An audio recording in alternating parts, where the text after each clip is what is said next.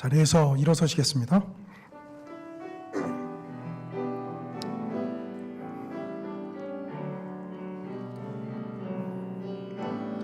내 평생 사는 동안 주 찬양하리. 여호와 하나님 내 주를 찬양하리. 주님을 묵상함이 즐겁도다. 내 영혼 주 안에서 참 기쁘리. 내 영혼아 주님을 송축하라. 내 영혼아 주님을 찬양하라. 내 영혼아 주님을 송축하라. 내 영혼아 주님을 찬양하라.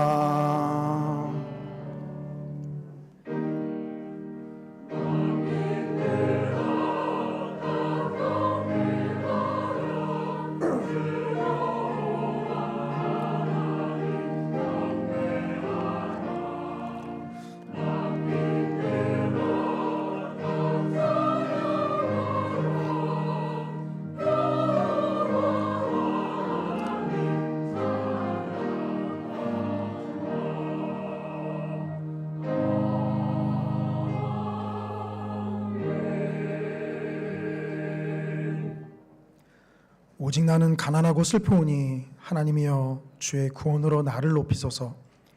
내가 노래로 하나님의 이름을 찬송하며 감사함으로 하나님을 위대하시다 하리니 이것이 소 곧 풀과 굽이 있는 황소를 드림보다 여호와를 더 기쁘시게 함이 될 것이라.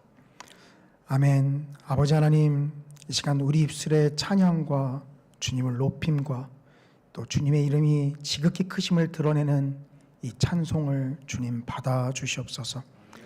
아버지 하나님의 지극히 크심을 세상에 선포하며 주님의 위대하심과 그 이름의 지극히 거룩하심을 세상에 널리 알리기를 원합니다.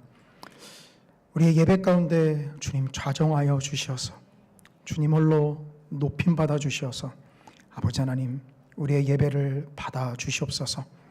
오늘도 우리에게 말씀하여 주시옵소서. 그 말씀을 듣겠사오니 주님 역사하여 주시옵소서. 예배의 시종일관을 주님만을 의지하며 나아갑니다. 마치는 순간까지 우리와 동행하여 주시옵소서. 감사하며 모든 말씀 우리 주 예수님의 이름으로 기도합니다. 아멘.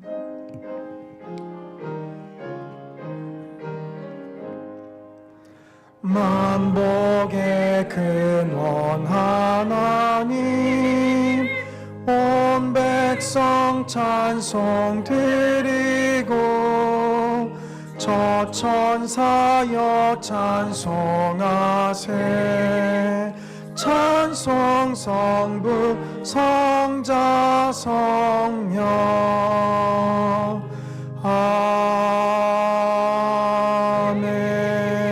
아멘.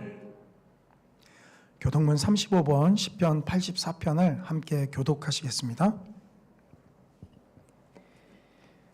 만군의 여호와여 주의 장막이 어찌 그리 사랑스러운지요. 내 마음과 육체가 살아계시는 하나님께 부르짖나이다. 주의 제단에서 참새도 제집을 얻고 제비도 새끼들 보금자리를 얻었나이다.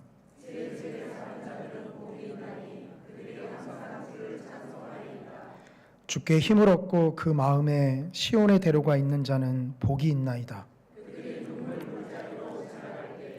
그곳에 많은 샘이 있을 것이며 이른 비가 복을 채워주나이다.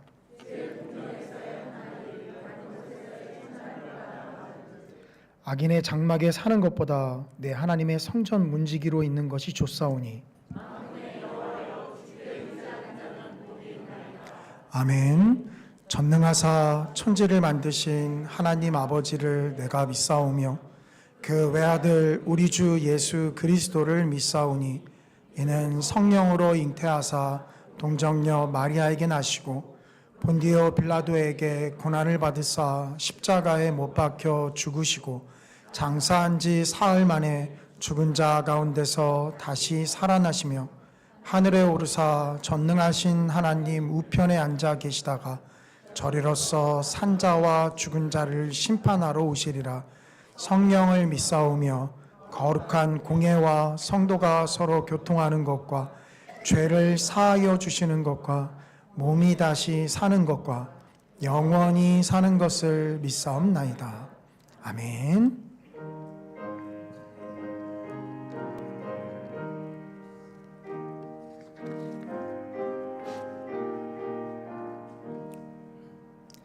너 예수께 조용히 나가 내 모든 짐 내려놓고 주 십자가 사랑을 믿어 죄사함을 너 받으라. 주 예수께 조용히 나가 내 마음을 쏟아놓으라. 늘은 미리 보시는 주님 그 은혜를 베푸시리. 주 예수의 은혜를 입어 내 슬픔이 없어지리. 내 이웃을 늘 사랑하여 너 받은 것 거저주라. 주 예수께 조용히 나가 내 마음을 쏟아놓으라. 늘은 미리 보시는 주님 그 은혜를 베푸시리. 주 예수를 친구로 삼아 늘 내 옆에 모시어라. 그 영원한 생명 샘물에 내 마른 목 죽이어라. 주 예수께 조용히 나가 내 마음을 쏟아놓으라. 늘은 미리 보시는 주님 그 은혜를 베푸시리.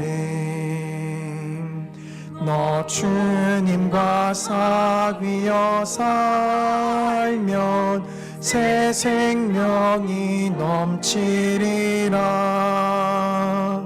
주 예수를 찾는 이 옆에 참 밝은 빛 비추어라. 주 예수께 조용히 나가 내 마음을 쏟아놓으라. 늘은 미리 보시는 주님 그 은혜를 베푸시리.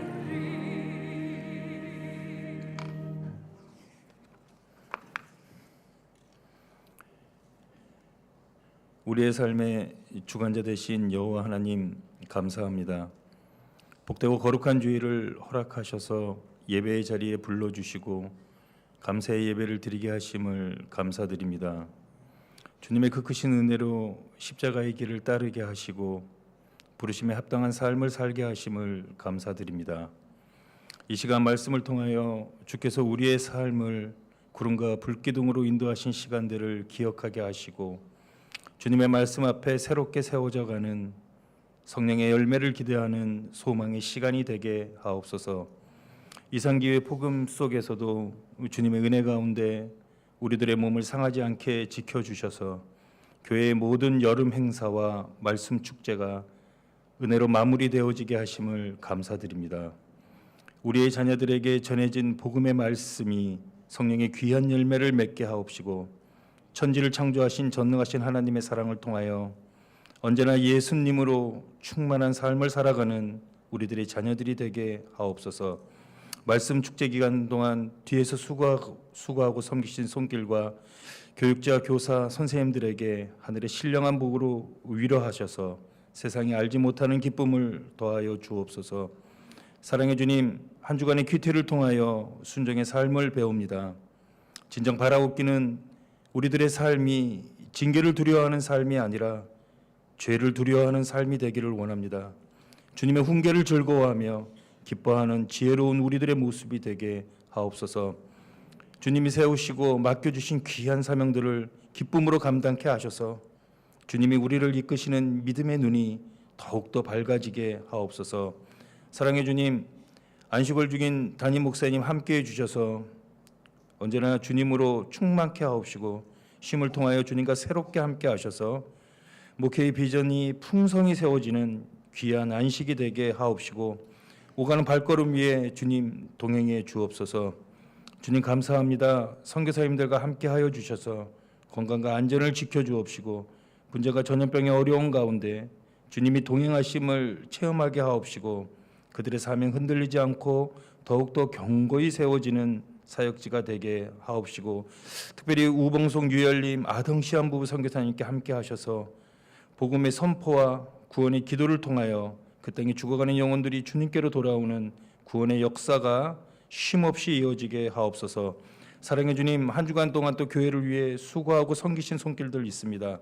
교회 청소로 꽃꽂이로 그 섬김의 손길들을 기억하여 주셔서 진정 하늘에서 해같이 빛나게 해 주옵시고 특별히 예배를 통해 예배를 위해 이른 아침부터 방송 장비로 반주자로 주차 관리로 현관에서 교우들을 영접하는 손길들 있습니다.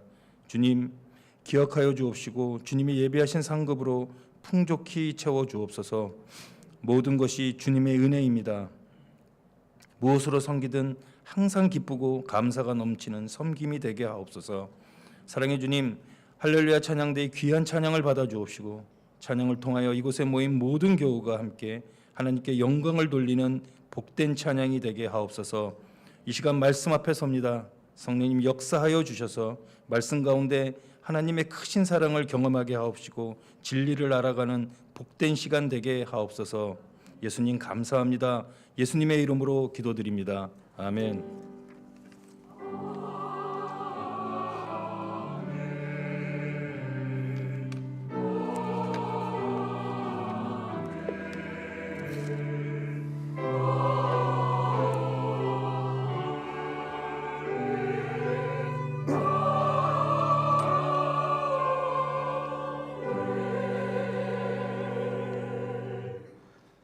이 시간 우리에게 주시는 하나님 말씀은 시편 90편 1절에서 17절까지 말씀입니다. 제가 가진 성경으로는 구약 성경 869쪽에 있습니다.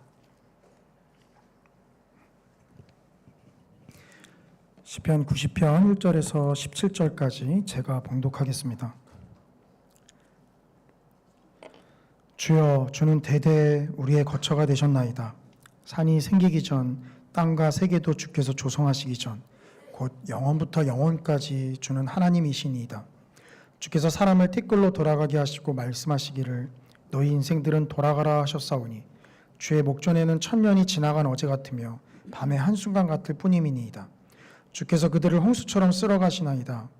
그들은 잠깐 자는 것 같으며 아침에 돋는 풀 같으니이다.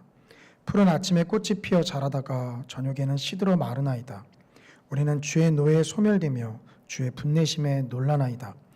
주께서 우리의 죄악을 주의 앞에 놓으시며 우리의 은밀한 죄를 주의 얼굴빛 가운데 두셨사오니 우리의 모든 날이 주의 분노 중에 지나가며 우리의 평생이 순식간에 다하였나이다.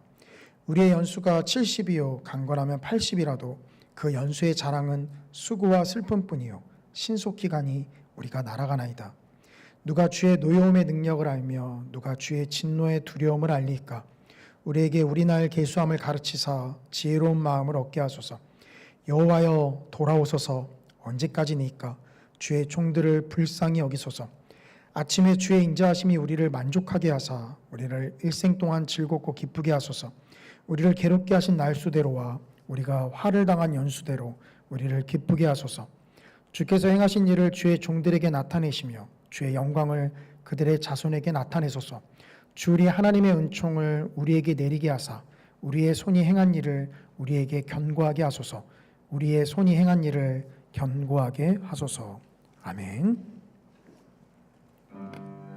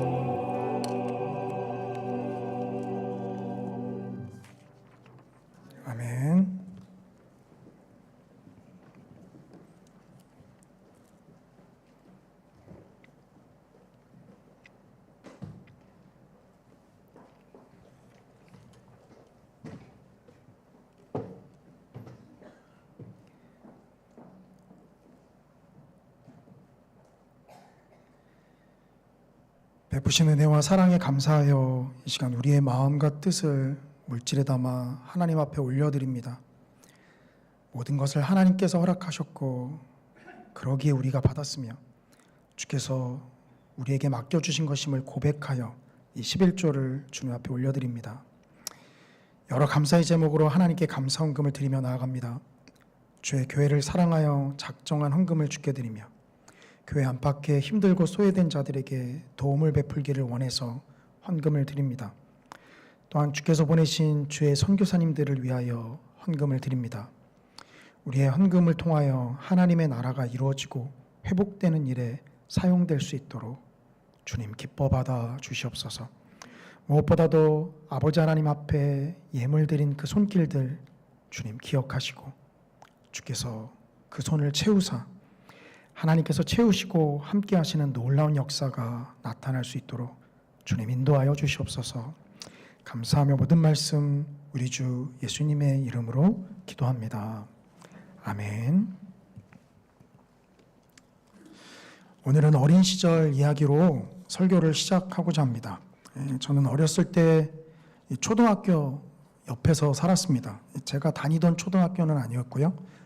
사립초등학교여서 당시 사립초등학교 가려면 돈을 많이 내야 됐기 때문에 저는 공립초등학교를 다녔고 그 사립초등학교 운동장에서 내 집 드나들듯 하면서 놀았던 기억이 납니다. 특히나 그 모래밭에서 노는 걸 좋아했었는데요. 모래밭 두꺼비집을 만들고 터널을 만들어서 하루 종일 거기 있다 보면 모래판 전체를 근사한 마을로 만들곤 했습니다. 하지만 저에게는 통금 시간이 있었어요. 저녁 5시만 되면 어머니께서 익필아 밥 먹어라 하면은 얼른 가서 밥을 먹어야 했습니다. 저는 밤에는 밖을 나갈 수 없었지만 밤에도 밖을 나가는 아이들이 있더라고요. 근데 다른 아이들이 와서 제가 하루 종일 놀았던 그 모래판에 제가 근사하게 만들어 놓은 그 마을들을 가지고 노는 거였어요.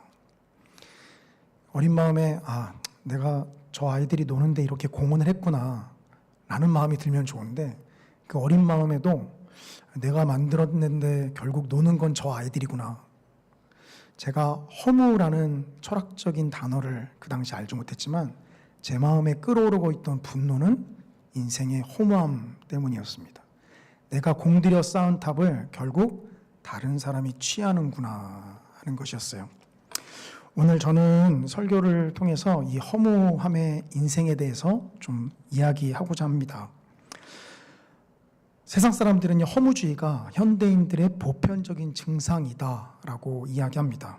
왜냐하면 많은 사람들이 허무주의의 원인을 논하고 또 그 해결책을 내어놓기 때문입니다. 보통 이런 해결책이 주류를 이루더라고요. 사랑을 회복하라, 자본주의를 극복하라, 돈의 노예가 되지 말아라, 망가진 공동체를 회복하라. 교회에서 이야기하는 게 아닙니다. 세상 사람들이 허무한 인생을 보고 그 해결책으로 이야기하는 것이에요. 이들이 말하는 허무주의의 근본적인 원인을 한번 살펴보았습니다. 보통 이렇게 얘기를 하더라고요. 이 종교개혁과 산업화 또 시민혁명을 거치면서 이 절대 권력자, 절대 신에 대한 개념이 사라지고 모든 것을 인간이 자율적으로 선택할 수 있게 되면서 그 많은 선택지 가운데 무엇을 선택해야 할지 몰라 나타나는 게 허무주의다라고 이야기합니다. 아주 간단하게 이야기하면 이렇습니다. 과거에는 이 절대자가 삶의 기준을 제시해 주었는데 이제는 자율로 자신이 스스로 선택해야 하는 삶을 살아가기에 무엇을 선택해야 하는지 몰라서 그것이 허무주의로 나타난다라는 거죠. 또한 그 대표적인 철학자였던 이 허무주의 철학자였던 니체는 그 허무주의의 원인을 이렇게 이야기합니다. 그것은 한마디로 인간이 나약하기 때문이다라는 거예요. 그래서 니체는 이 허무주의를 극복하기 위해서 인간의 나약함을 개조해야 된다라고 이야기합니다. 이렇게 세상에서는 다양한 허무주의의 원인을 말하고 그 다양한 해결책을 말하고 있습니다. 과연 우리는 성경에서는 이 세상이 허무한 것에 대해서 무엇 때문에 세상이 허무하다라고 이야기하는지를 살펴보길 원합니다. 그리고 성경이 제시하는 해결책, 그 허무한 인생을 살아가는 해결책이 무엇인지를 우리가 오늘 이 시간을 통하여서 함께 살펴보길 원합니다. 첫 번째로 살펴볼 것은 우리의 인생이 과연 무엇 때문에 허무한가, 즉 허무함의 원인을 살펴보고자 합니다. 오늘 본문은 그 표제에 모세의 시라고 쓰여져 있습니다. 그리고 제4권의 첫 번째 시입니다. 나중에 시편을 성도님들과 한번 다루게 된다면 이 각 권수가 가지는 의미를 한번 좀 나눠보고 싶은데요. 아주 간단하게 이야기하면 이런 겁니다. 1권부터 5권까지 시편은 되어 있는데요. 1권과 2권은 개인의 신앙과 공동체의 신앙을 이야기하면서 다윗 왕권, 즉 이스라엘의 다윗 왕권을 강조합니다. 그러나 3권에 가서는요, 이스라엘 백성들이 바벨론의 포로로 끌려간 것처럼 하나님이 어디 계시냐 하면서 마구마구 3권에 있는 시들은 질문을 던지죠. 그리고 4권과 5권은 그 3권에서 던져진 질문에 이제 답을 하는 시들입니다. 그래서 그런 구조를 보고 성경을 읽으면, 시편을 또 읽으면 굉장히 또 재미있습니다. 그러기에 오늘 4권은 그런 해결되지 않는 문제들, 하나님이 존재하시는 것은 분명히 믿는데 현실에 느껴지지 않을 때 나오는 질문에 대한 답을 우리에게 주고 있다라고 볼 수 있습니다. 모세는 그 1절과 2절에서 이렇게 시를 시작을 합니다. 주여, 주는 대대에 우리의 거처가 되셨나이다. 산이 생기기 전, 땅과 세계도 주께서 조성하시기 전, 곧 영원부터 영원까지 주는 하나님이시니이다. 이 모세는 하나님께서 영원 전부터 우리의 안전한 거처가 되신다라고 고백하고 있습니다. 여기 모인 많은 성도님들, 저를 포함해서 많은 성도님들은 사실 하나님을 그렇게 고백하고 신뢰하였기에 이 자리 가운데 나온 것이죠. 그러나 이 안전한 거처가 되십니다라는 이 장엄한 말로 시작한 모세는요, 금방 3절에서 그 시의 분위기가 갑자기 이상하게 나타납니다. 3절인데요. 주께서 사람을 티끌로 돌아가게 하시고 말씀하시기를 너희 인생들은 돌아가라 하셨사오니, 우리의 거처이자 영원 전부터 영원까지 하나님이신 주께서 인생들에게 돌아가라 라고 말씀했다는 겁니다. 그냥 돌아가라 라는 것이 아니라 티끌로 돌아가라 라고 했다는 것이죠. 여기 인생들아 돌아가라 라고 할 때 인생을 가리키는 히브리어는요, 아담입니다. 성도님들 너무 잘 아시죠? 우리가 아담 하면 구약성경에서 등장하는 최초의 인간의 이름으로 기억을 하는데요. 사실 이것은 이 아담이라는 히브리어를 그대로 소리 나는 대로 쓴 것이죠. 원래 아담이라는 히브리어는 인류, 사람을 뜻하는 히브리어입니다. 창세기 2장 7절을 보시면 여호와 하나님이 땅의 흙으로 사람을 지으시고 생기를 그 코에 불어넣으시니 사람이 생명이 되니라. 여기서 흙으로 사람을 지으시고에서의 이 사람이 바로 히브리어 아담입니다. 이것을 창세기 2장에서는 계속 사람으로 표현을 하다가 창세기 2장 19절에 와서야 아담이라고 번역을 하고 있는 것이죠. 그러니 이는 사람을 표현하는 것이고요. 오늘 시에서 인생들은 돌아가라 라고 하나님께서 말씀하신 것을 아담은 돌아가라 라고 우리가 읽을 수 있습니다.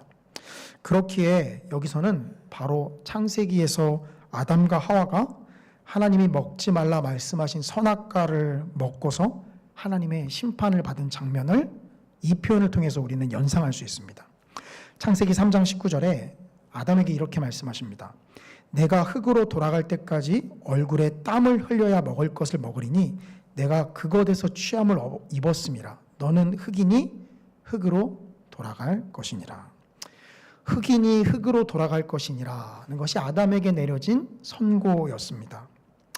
우리는 오늘 시에서 인생들은 돌아가라라는 것을 아담은 돌아가라라는 것을 통해서 바로 이 창세기 본문을 연상할 수 있는 것이죠. 하나님이 아담에게 흙으로 돌아가라 말씀하셨기에 아담의 후손으로 태어난 우리는요, 너나 할 것 없이 모두가 다 흙으로 돌아가는 인생들을 살아갑니다. 정도의 차이는 있어요. 이미 흙으로 돌아가신 분들도 계시고 더 빨리 돌아가실 것처럼 보이는 분들도 계시고 그러지 않은 분들도 계시죠. 하지만 그 돌아가는 순서는 우리의 눈으로는 알 수 없습니다. 사람이 흙으로 만들어졌다라는 것을 믿음으로 받아들이지 못하는 분들이다 할지라도 모든 사람이 흙으로 돌아간다라는 것은 부인할 수 없는 사실임을 우리는 보게 됩니다. 화장터에서 한 줌의 흙으로 되어서 나오는 것을 우리는 바라보기 때문이죠. 그러니 우리가 흙으로 돌아가는 것은 그저 자연적인 현상이 아닙니다.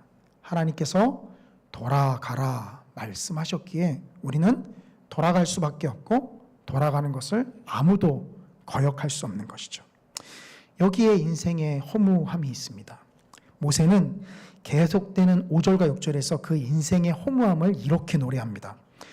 주께서 그들을 홍수처럼 쓸어 가시나이다. 그들은 잠깐 자는 것 같으며 아침에 돋는 풀 같으니이다. 풀은 아침에 꽃이 피어 자라다가 저녁에는 시들어 마르나이다. 시인은 사람의 인생을 아침에 피었다가 저녁에 지고 마는 풀 한 포기에 비유합니다. 물론 우리의 인생을 물리적인 시간으로 계산하면 하루살이로 평가절하할 수는 없는 것이겠죠. 하지만 주님 앞에 천년이란 시간이 하루와 같다라는 것을 통해서 보면 하나님의 영원하심과 우리의 인생을 비교해 볼 때 우리의 인생은 하루살이에 불과하다라고 말해도 과한 표현은 아닐 것입니다. 모세는요 또한 우리의 인생을 표현할 때는 아침, 저녁이라는 아주 제한된 시간으로 우리의 시간을 표현합니다. 그러나 우리가 살펴봤던 시의 1절과 2절에서 하나님을 향해서는 영원부터 영원까지 하나님이십니다 라는 표현을 통해서 극한 대조를 보이게 되죠.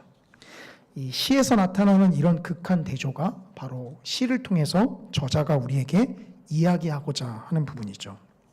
특히나 우리가 살펴봤던 5절과 6절에서는 이 영원부터 하나님 되신 하나님께서 우리의 인생을 어떻게 하신다라고 이야기하죠. 홍수처럼 쓸어가 버리신다라고 이야기합니다. 앞에서는 하루살이와 같다라고 했던 우리의 인생을 홍수처럼 쓸어가 버린다라고 하는 거죠. 이 시간이 빨리 지나감을 마치 하나님께서 홍수처럼 쓸어가 버리시는 것이다 라고 좀 표현을 하고 있습니다. 바로 이 영원하신 하나님 앞에 유한한 인간의 삶, 이것이 우리의 인생을 허무하게 만들어주죠. 아무리 공들여 쌓은 우리의 인생을 다 들여 쌓은 것이라도 결국 우리가 유한한 인생을 살아가면서 하나님 앞에 돌아갈 때는 원하든 원하지 않든 그것은 다른 사람의 손에 넘어가게 되어 있습니다. 그것이 물론 우리의 자녀들이다라고 할지라도 말입니다. 물론 세상에도 이와 유사한 인생의 유한함을 바라보면서 허무함을 논하는 지혜를 우리는 세상에서도 볼 수 있습니다. 이 디즈니 플러스에서 제공하고 있는 카지노라는 영화를 보셨는지 모르겠는데요. 이 배우 최민식 씨가 주연을 맡은 영화죠. 그 영화에 보면 이런 표현이 나옵니다. 바로 화무 11홍이라는 표현이 등장을 하죠. 그 의미는 어떤 꽃도 10일까지 붉을 수는 없다라는 표현입니다. 즉 한마디로 이것을 꽃을 권력에 빗대어서 어떤 권력도 영원할 수 없다. 혹은 이 꽃의 우리의 인생과 우리의 아름다움을 비교해서 우리의 인생과 아름다움은 영원할 수 없다라는 것이죠. 이 성경이 아닌 세상에서도 인생의 유한함을 통해서 허무함을 논하고 그것을 통해서 또한 지혜로운 삶을 살려고 나아갑니다. 바로 이런 표현들이 그런 것을 보여주죠. 그러나 저는 세상에서 이야기하는 허무함의 원인과 성경에서 이야기하는 허무함의 원인의 절대적인 차이를 하나 더 언급하고자 합니다. 바로 모세가 인생이 유한하기 때문에 허무하다라는 것에서 그치지 않고 한 발 더 나아가서 우리의 인생이 왜 허무한지 그 진짜 원인을 우리에게 이야기하기 때문이죠. 모세는 이것을 오늘 본문 8절과 9절에서 이야기합니다. 시편 90편 8절과 9절입니다. 주께서 우리의 죄악을 우리 앞에 놓으시며 우리의 은밀한 죄를 주의 얼굴빛 가운데 두셨사오니 우리의 모든 날이 주의 분노 중에 지나가며 우리의 평생이 순식간에 다하였나이다. 모세는 인생의 허무함으로 우리의 죄를 하나님 앞에 숨길 수 없는 것, 이것이 정말 근본적인 원인이다 라고 이야기합니다. 우리는 앞에 3절에서 너희 인생들은 돌아가라 라는 표현을 통해서 아담에게 내려진 심판을 연상할 수 있다라고 말씀을 드렸습니다. 아담과 하와가 선악과를 먹은 이후에 그들이 보였던 행동을 보면은요, 하나님 앞에 자신들의 죄악을 숨기고자 노력했던 모습을 우리는 볼 수 있습니다. 이들이 하나님 앞에 첫 번째 보였던 행동은요, 하나님이 아담을 부르셨을 때 동산 나무 뒤에 숨는 모습이었어요. 숨었다라는 것은 이들이 하나님 앞에 자신들의 죄를 숨길 수 없음을 너무도 잘 알기에 한번 동산 나무 뒤에 숨어서 그 죄악을 숨겨보려고 노력한 것을 우리에게 보여주죠. 정말 숨길 수 있을까요? 절대 숨길 수 없음을 우리는 알고 있습니다. 이런 모습은 죄를 지었던 아담과 하와에게서만 나타나는 것이 아니라 하나님의 거룩한 종이었던 이사야 선지자에게서도 나타납니다. 이사야 6장 5절을 보시면 그때 내가 말하되 화로다 나여 망하게 되었도다. 나는 입술이 부정한 사람이요 나는 입술이 부정한 백성 중에 거주하면서 만군의 여호와이신 왕을 배웠음이로다 하였더라. 하나님의 거룩한 선지자다, 부름받은 종이다라고 한다면 뭔가 우리와 좀 달라 보입니다. 그런데 그 이사야가 하나님의 거룩한 존전에 대면하였을 때 그의 입에서 가장 먼저 튀어나온 말은 화로다 나여 죽게 되었도다라는 말입니다. 가끔 상상을 합니다. 이 주님을 직접 뵙게 되면 무슨 말부터 꺼낼까라는 행복한 상상을 해요. 인생에서 풀리지 않았던 문제들, 주님 그때 왜 그러셨어요? 주님 그때 저는 도저히 이해가 안 되었는데 왜 제가 그런 고난을 당해야 됐죠? 보통 이런 질문들을 리스트에 올려놓고 하나님을 직접 뵈면 꼭 이런 걸 먼저 물어봐야지 라고 생각을 합니다. 그러나 성경을 가만히 보면 주님을 대면했을 때 과연 내가 이 말들을, 이 질문들을 할 수 있을까? 라는 생각을 해보게 되죠. 왜냐하면 하나님의 지극히 거룩하심 앞에 우리의 죄가 숨길 수 없을 정도로 낱낱이 드러나기 때문입니다. 우리의 마음을 꿰뚫어 보시는 그 하나님 앞에 우리의 죄를 숨길 수가 없습니다. 그렇기 때문에 우리는 하나님의 진노 가운데 우리의 인생을 살아갑니다. 단순히 인생이 유한하다, 그것 때문에 허무하다라는 것을 넘어 성경은 우리가 죄악으로 인하여 하나님의 분노와 진노 아래 놓여져 있는 것, 이것이 허무함의 진짜 이유다라고 이야기합니다. 저희 막내는 누나들이 이 연필을 잡고 공부를 하는 걸 흉내내려고 사인펜을 가지고 종이에다가 자기가 원하는, 자기 딴에는 글을 쓰는 것 같아요. 그런데 자기가 원하는 낙서를 합니다. 제가 낙서라고 표현하면 좀 기분 나빠할지 모르겠는데 당사자는요. 나름대로 표현을 합니다. 그런데 그러다가 이내 이 잘 지워지지 않는 사인펜을 막 자신의 몸에다가 그림을 그립니다. 그 저번 달에 수술 받으러 들어갔을 때도 그 수술 부위를 이제 사인펜으로 표시하는데요. 계속 울다가 그 이제 주치 선생님이 표시는 해야 되겠고 무슨 그림 그려줄까 하니까 아기상어를 좋아하거든요. 상어 하면서 자기 배꼽을 들어서 보여줬어요. 그래서 거기다 이렇게 상어로 수술 부위 이렇게 표시를 했습니다. 뭘 말씀드리고자 하냐면, 그런데 한 번은 지워지지 않는 사인펜으로 자신의 온몸에다가 사인펜으로 그림을 그려놨어요. 제 아들이 무슨 문신을 한 줄 알았습니다. 지우는데 굉장히 애를 먹었어요. 안 지워지더라고요. 시간이 꽤 지나서 이제 지워졌는데, 마치 하나님 앞에 우리의 죄를 숨길 수 없는 모습이 이 그와 같은 모습이다라는 거죠. 우리는 모르겠지만 그러나 거룩하신 하나님 앞에 대면하였을 때는 우리의 죄악이 그분 앞에 숨길 수 없을 만큼 낱낱이 드러난다라는 것이 있습니다. 우리가 하나님의 진노 아래 놓여져 있느냐, 이것을 아느냐 모르느냐 하는 것은요, 아주 큰 분기점을 나타냅니다. 제가 굉장히 과하게 말씀드리면 그 분기점이 그리스도인을 만드느냐 아니면 비그리스도인을 만드느냐의 차이까지 나아가요. 단순히 인생이 유한하다는 것을 넘어서 하나님의 진노 아래 놓여져 있다는 것을 아는 사람은 인생의 허무함을 극복하기 위해서 스스로의 힘과 노력으로 나아가지 않습니다. 왜냐하면 지울 수 없다라는 것을, 그 죄를 우리의 힘으로 지울 수 없다라는 것을 너무도 잘 알기 때문이죠. 그러나 인생의 허무함의 원인을 단순히 인생이 유한하고 짧기 때문에 그렇다라는 정도로만 파악하는 사람들은요, 여기서 자신의 힘과 노력으로 그 허무함을 좀 없애거나 달래보려고 합니다. 인생이 단순히 유한하기 때문에 허무한 것이다 라고 한다면 허무함의 원인을 잘못 판단하고 있는 것이고요. 이것은 잘못된 진단이고, 잘못된 진단은 잘못된 처방으로 나아가겠죠. 올바른 치료를 하기 위해서는요, 진단이 바르게 선행되어야 합니다. 우리의 인생은 짧고 인간이 나약해서 허무한 것이 아닙니다. 물론 그런 이유도 있겠죠. 하지만 가장 큰 원인은 하나님과 우리를 멀게 한 우리의 죄악에 있으며, 그 죄악으로 인해서 하나님의 진노 아래 우리가 놓여져 있다라는 것입니다.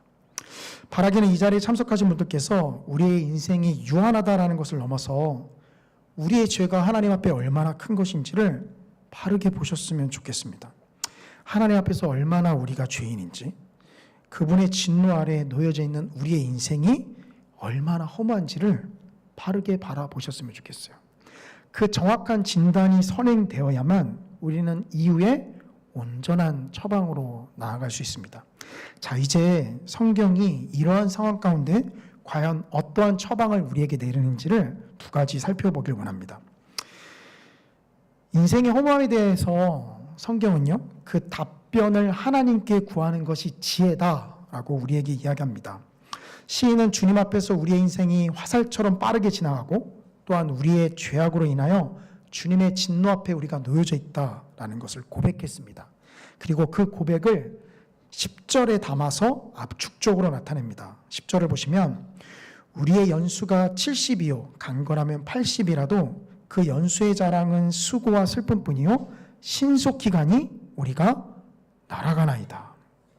우리의 인생은 주의 진노 아래 놓여 있어서 자랑으로 삼을 만한 것이 오직 수고와 슬픔뿐이고, 우리의 인생이 쏜살같이 지나간다라고 이야기하죠.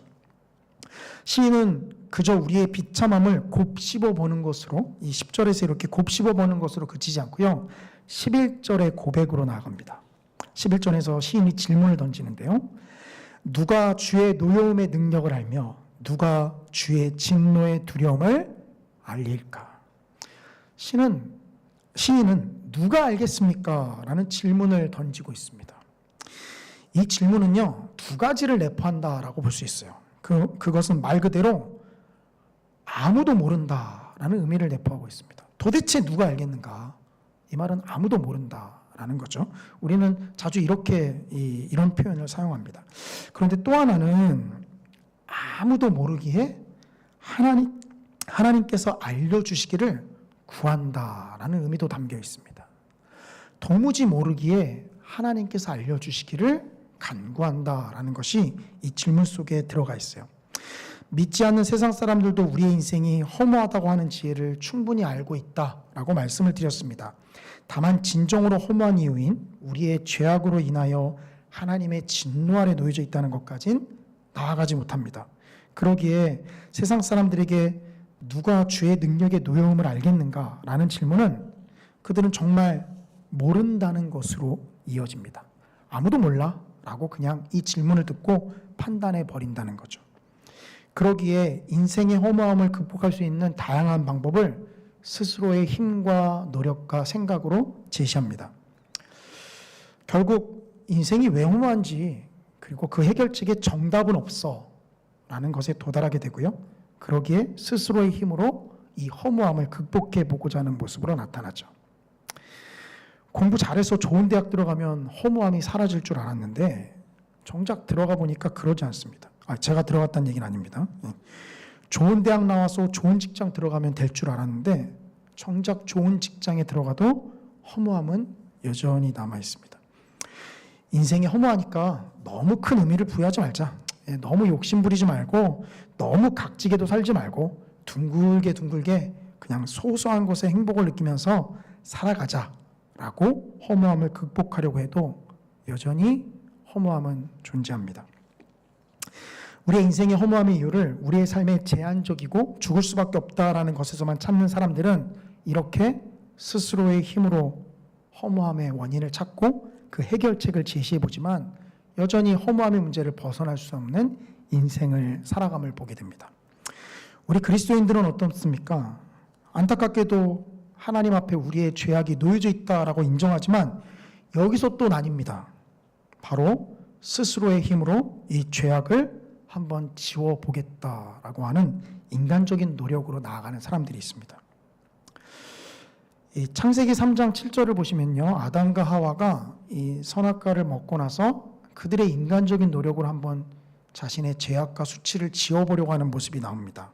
창세기 3장 7절을 보시면 이에 그들의 눈이 밝아져 자기들이 벗은 줄을 알고 무화과 나무 잎을 엮고 치마로 삼았더라.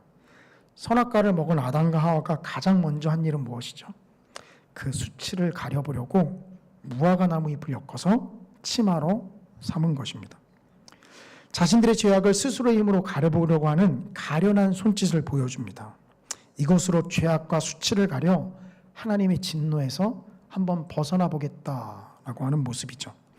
그러나 무화과 나무 잎으로 만든 치마로는 도저히 그 죄악을 가릴 수 없음을 우리는 압니다. 오늘날 다양한 무화과 나무 잎으로 우리는 우리의 죄악을 가리려고 합니다. 선행을 많이 쌓아서 죄악을 없애고 가릴 수 있다라고 생각해요. 선행의 무화과 나무 잎으로 우리의 치부를 가립니다. 공덕을 쌓아서 죄악을 가릴 수 있다라고 생각해서 공덕의 무화과 나무 잎을 만들어서 우리의 수치와 부끄러움을 가립니다. 또 때로는 경건의 이름인 금식과 기도, 경건의 훈련으로 우리의 죄악을 가릴 수 있다라고 생각해서 그것으로 무화과 나무 잎을 엮어서 우리의 죄악을 가리려고 합니다. 하나님의 드리는 제물은 어떻습니까? 주께 주신 것을 고백하며 하나님께 올려드리는 제물이 아닌 이걸 드리면 내 죄악이 조금 탕감받을 수 있다라는 생각으로 드리면 바로 그 헌금으로 무화과 나무 잎을 엮어서 스스로의 힘으로 죄악을 가려보려고 하는 것이죠.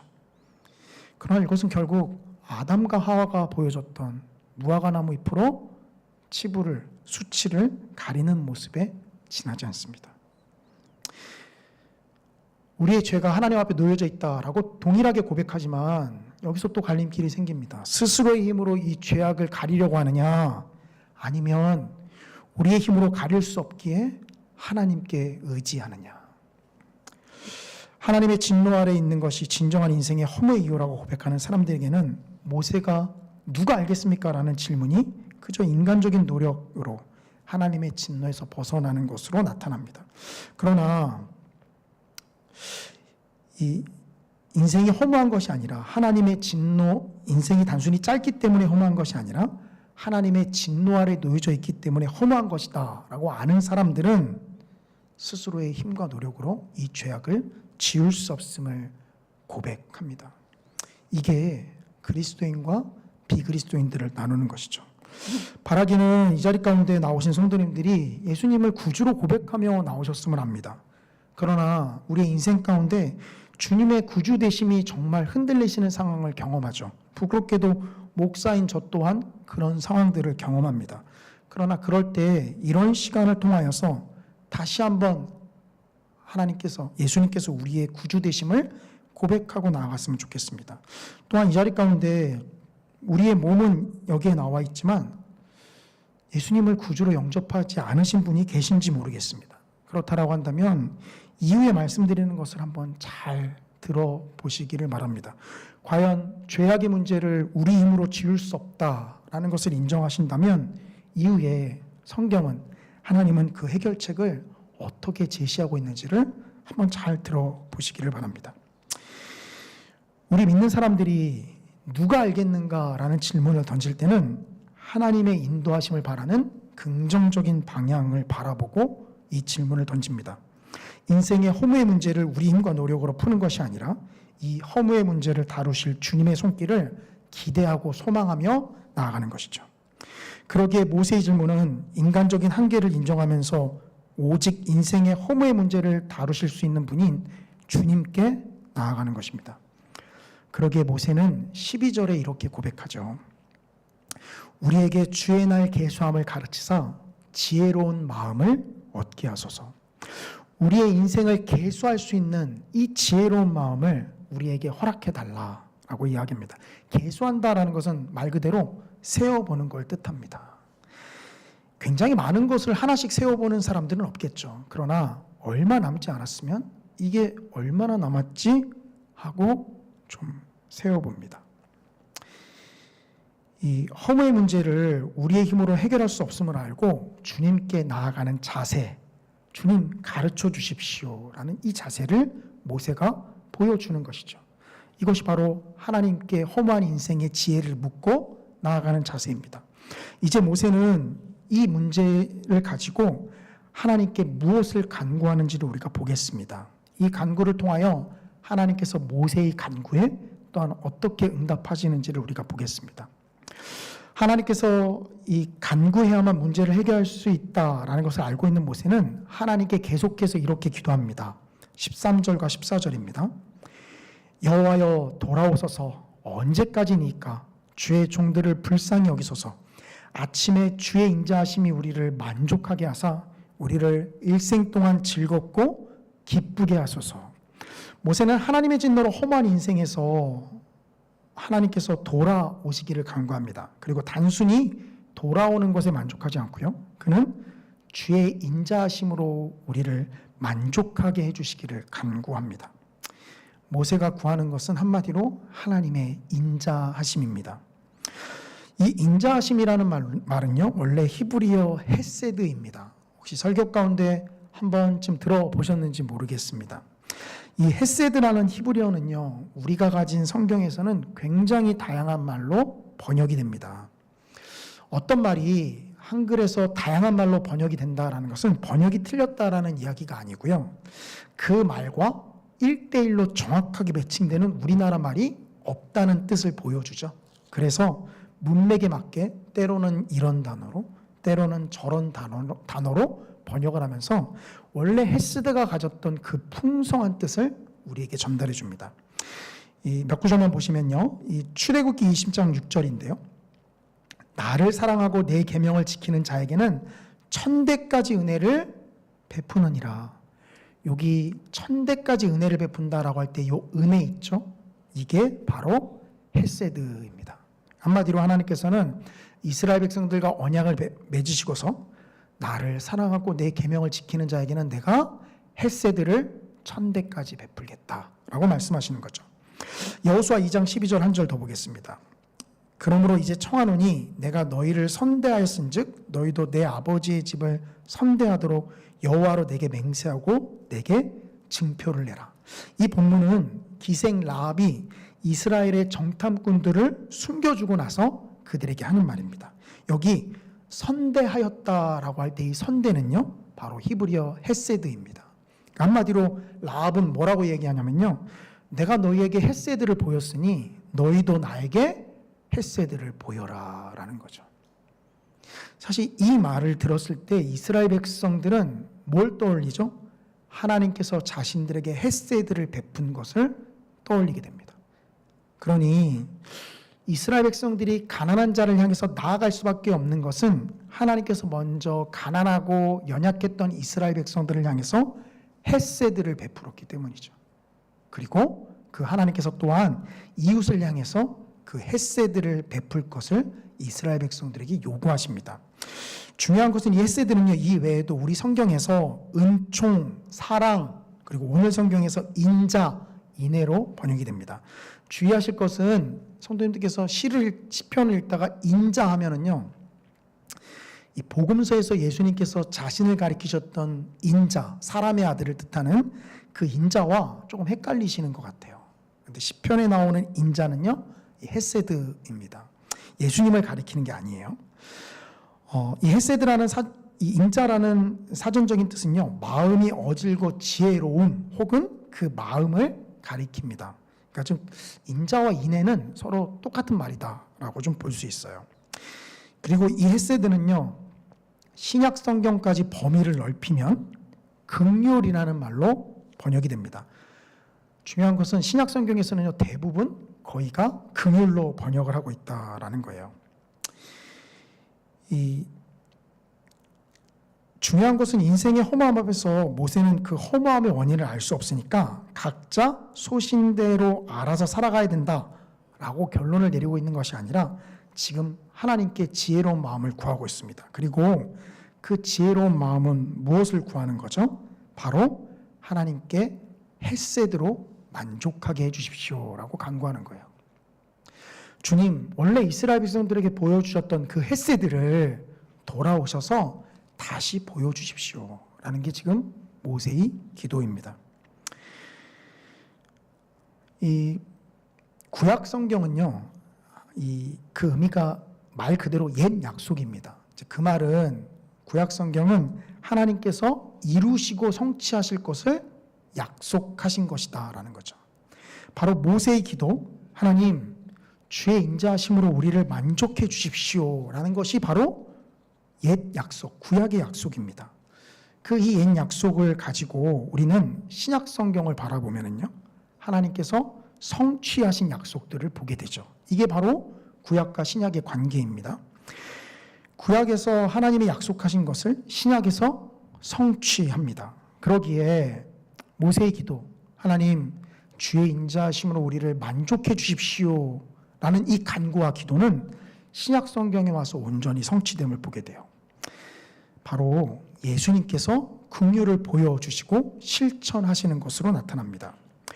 이 마태복음 9장 13절을 보시면 너희는 가서 내가 긍휼을 원하고 제사를 원하지 아니하노라 하신 뜻이 무엇인지 배우라. 나는 의인을 부르러 온 것이 아니요 죄인을 부르러 왔노라. 이 마태복음 9장 13절의 문맥은요, 예수님께서 세리였던 마태를 부르셨고 이 당시 세리는 죄인보다 못한 죄인으로 취급받습니다. 그리고 죄인들과 함께 식사를 하는 장면을 바리새인들이 보고 그의 제자들에게 비난하는 것이죠. 아니 어떻게 죄인과 함께 밥을 먹을 수 있냐? 너희 스승은 어떻게 죄인과 함께 밥을 먹느냐? 라는 것이 그들의 질문이었고요. 그것을 듣자 예수님께서 마태복음 9장 13절에서 이렇게 말씀하시는 것이죠. 내가 긍휼을 원하고 제사를 원하지 아니한다라는 이 구약 성경의 말씀이 무슨 뜻인지 배우라라는 거죠. 그러면서 더 나아갑니다. 자신은 죄인을 부르러 왔노라라는 것입니다. 죄악의 문제를 우리 힘으로 해결할 수 없음을 아는 우리는요, 하나님께 그 답변을 간구하며 나아갑니다.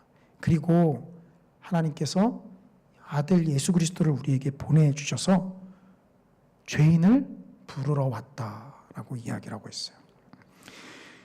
예수님께서 우리를 구원하신 이 사건을요, 바울은 긍휼이라는 말로 표현하는데요, 에베소서 2장 4절부터 5절입니다.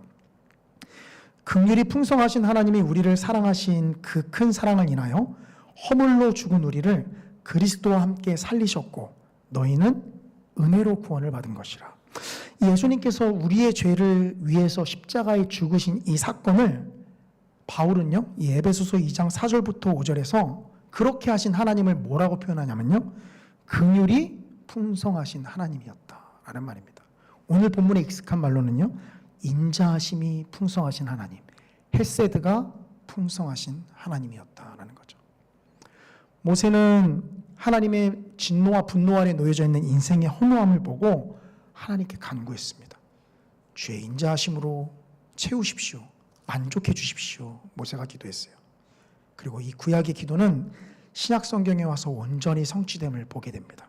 바로 긍휼이 풍성하신 하나님이 자신의 아들을 우리의 죄를 위해서 십자가에 못 박아 죽이신 그 사건으로 말입니다. 붉은 빛보다 더 붉은 우리의 죄를, 우리 힘으로 지을 수 없는 이 죄를 예수님의 십자가의 보혈로서 지우게 만드셨어요. 예수님께서 우리의 모든 죄를 감당하시고 십자가에 죽으셨기 때문이죠. 우리는 믿음으로 이 예수님을 고백하기만 하면 됩니다.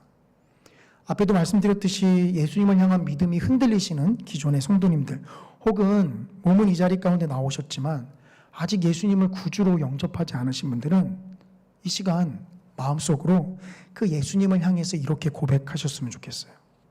나의 죄를 주님 앞에 고백합니다. 나의 모든 죄를 예수님께서 십자가에서 이미 도말하셨음을 내가 믿음으로 고백합니다.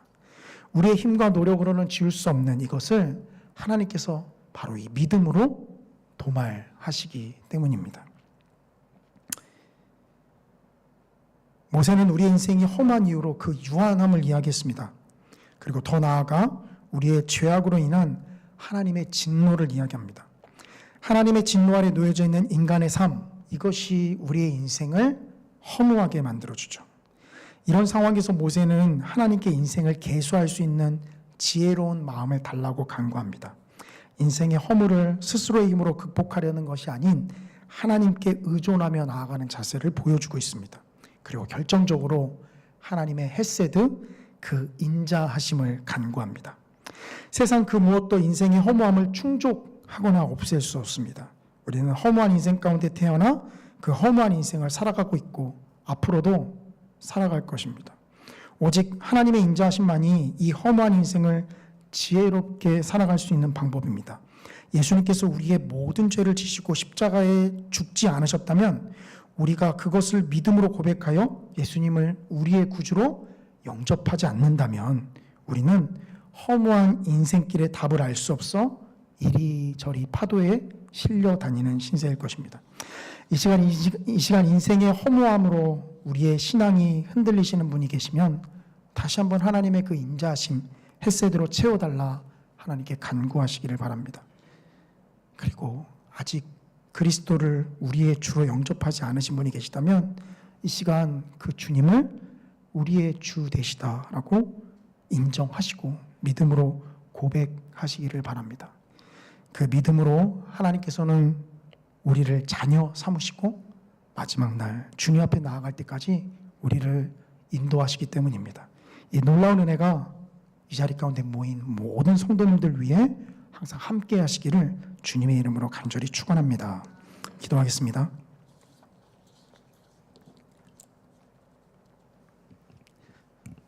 사랑과 은혜가 충만하신 아버지 하나님, 주님의 은혜와 사랑을 감사를 드립니다. 허무한 인생 가운데 또 기울어진 운동장 가운데 태어난 우리의 허무한 인생을 주께서 바로 바라보게 하십니다. 그러나 그 허무함 가운데 우리가 눌려 인생을 포기하거나 뒷걸음질 치는 것이 아니라 그 허무에 대한 답변을 주님께 간절히 구합니다. 아버지 하나님께서 모세의 기도에 응답하셔서 그 아들 예수 그리스도를 우리의 죄악을 담당하시기 위해서 또 우리의 죄를 도말하시기 위해서 십자가에 못 박으셨음을 이 시간 믿음으로 고백합니다. 아버지 하나님, 이 믿음이 이 자리 가운데 함께 하신 모든 성도님들 위해 또 영상으로 예배드리는 모든 성도님들 위해 함께 하시기를 간절히 구합니다.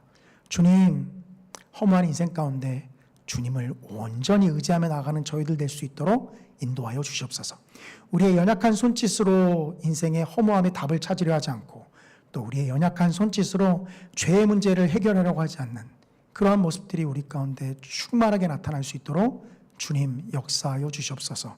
감사하며 모든 말씀 우리 주 예수님의 이름으로 기도합니다. 아멘.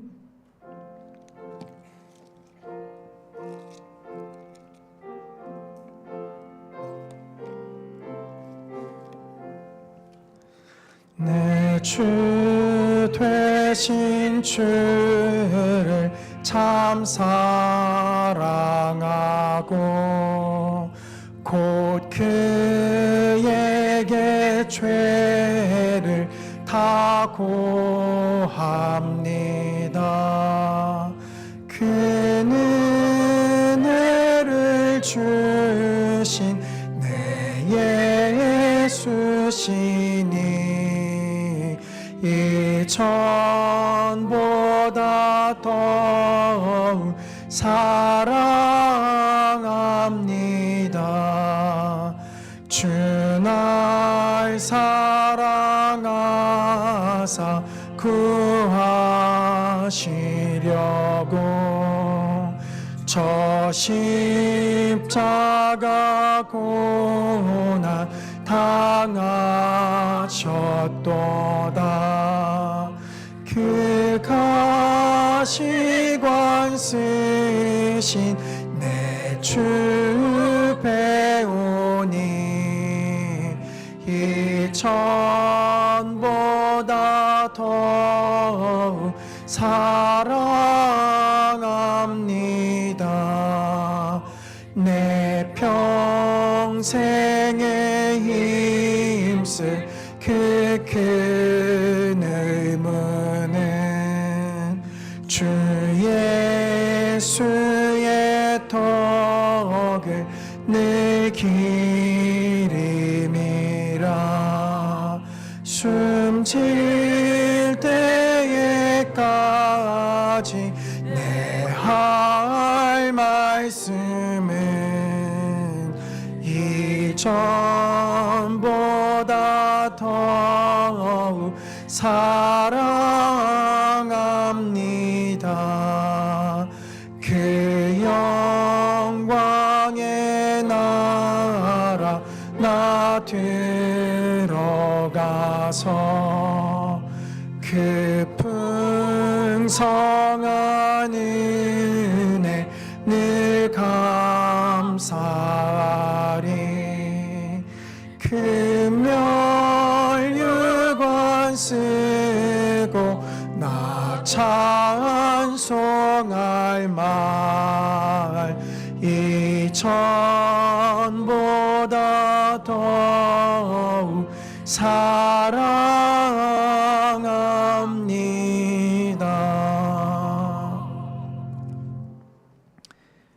이제는 우리 주 예수 그리스도의 은혜와 하나님 아버지의 지극히 크신 사랑과 성령 하나님의 교통내조 역사 충만하심이 하나님의 햇새들을 허무한 세상 가운데 간구하며 나아가는 모든 성도님들의 머리 위에, 또한 그 나아가는 모든 가정과 학교와 직장과 일터 위에 이제로부터 영원토록 함께 하실지어다.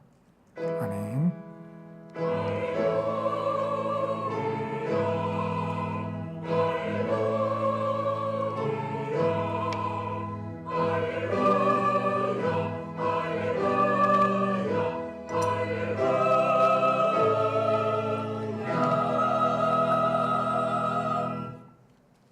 몇 가지 교회 소식 말씀드리겠습니다. 이 복음터 개학을 오늘부터 복음터 개학이 되었습니다. 그래서 오늘 오후 샬롬 예배 후에는요, 이 복음장님들 이 본당에서 이 복음터 교육이 있습니다. 아울러 이 하반기 때 이 복음터 신방을 진행하고자 합니다. 이 9월 5일 화요일부터요, 23일 이 토요일까지 진행을 하려고 하고요. 이 신방 시간은 이 매주 화요일, 목요일, 토요일 오전과 오후 가능하다라고 좀 공지를 드립니다. 복음장님께서는 이 복음원 식구들과 좀 이야기를 나눠보시고 시간을 정하셔서 저에게 알려주시기를 원합니다. 제가 예배가 있는 수요일과 금요일은 좀 뺐는데요. 혹시라도 부득이하게 우리는 수요일 오후나 아니면 이 금요일 날 받아야 된다, 금요일 오전에 받아야 된다라고 하시면 저에게 좀 전화하셔서 가능한지 물어보시면요, 제가 최대한 유연하게 말씀을 드리고 가능하게 하는 방향으로 할 테니까요. 신방을 안 받으려고 하시는 게 문제지 받겠다는데 제가 안 됩니다 하진 않습니다. 그러니 어떠한 시간이든 되고요.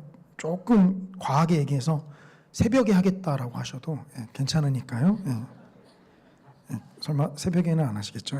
어쨌든 괜찮으니까 시간에 구애받지 마시고 이 말씀 나눠보시고 가능한 시간으로 의견 모아보셔서 말씀해 주시기를 원합니다.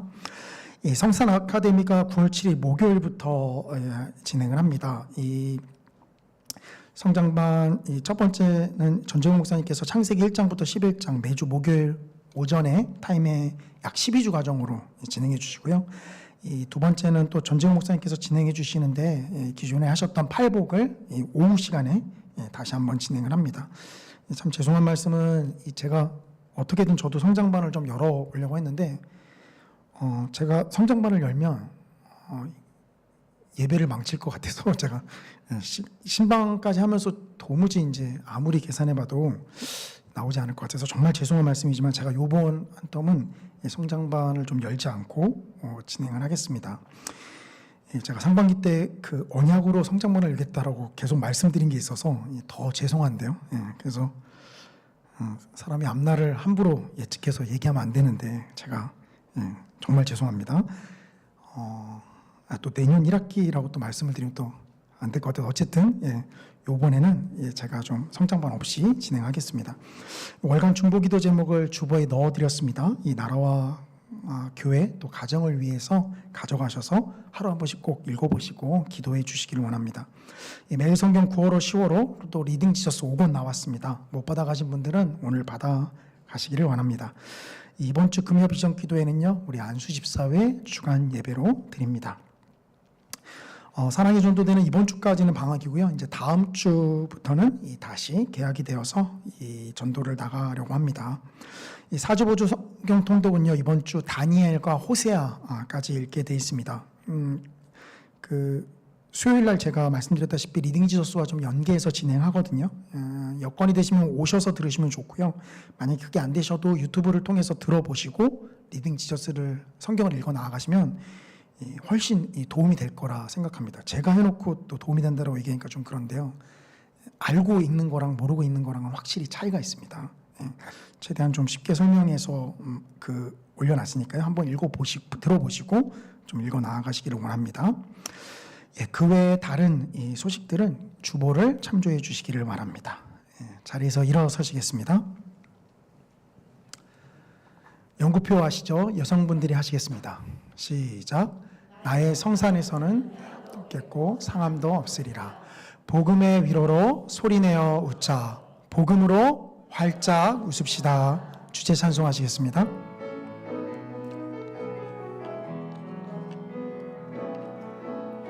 주 안에서 기뻐해. 주 안에서 기뻐해. 주님 주신 기쁨으로 기뻐하라. 주 안에서 기뻐해. 주 안에서 기뻐해. 우리의 힘은 주를 기뻐하는 것.